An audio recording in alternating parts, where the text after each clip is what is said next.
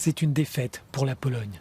La Cour de justice de l'Union européenne estime que la réforme judiciaire décidée par Varsovie est contraire au droit européen.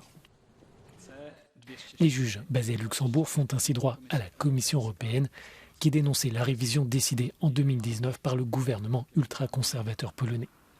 L'institution accusait les autorités polonaises de restreindre l'indépendance des juges et de porter atteinte à la séparation des pouvoirs. La Cour de justice de l'Union a rendu ces derniers mois plusieurs arrêts en ce sens. La décision prise lundi met ainsi un terme à l'astreinte quotidienne décidée il y a 2 ans contre la Pologne, mais Varsovie devra payer le montant dû.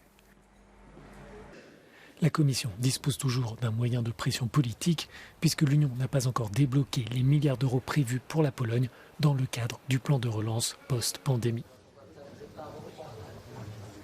Pour sa part, le ministre polonais de la Justice dénonce une décision prise par une cour qu'il qualifie de corrompue.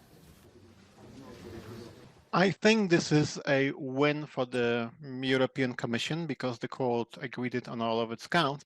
But in sports terms, this feels like one of those final matches in a season that aren't that much important to the final outcome because the real big match, the one about the recovery fund, is happening elsewhere.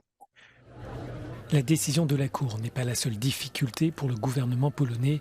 Des milliers de personnes se sont retrouvées pendant le week-end à Varsovie pour l'un des plus grands rassemblements depuis la chute du communisme.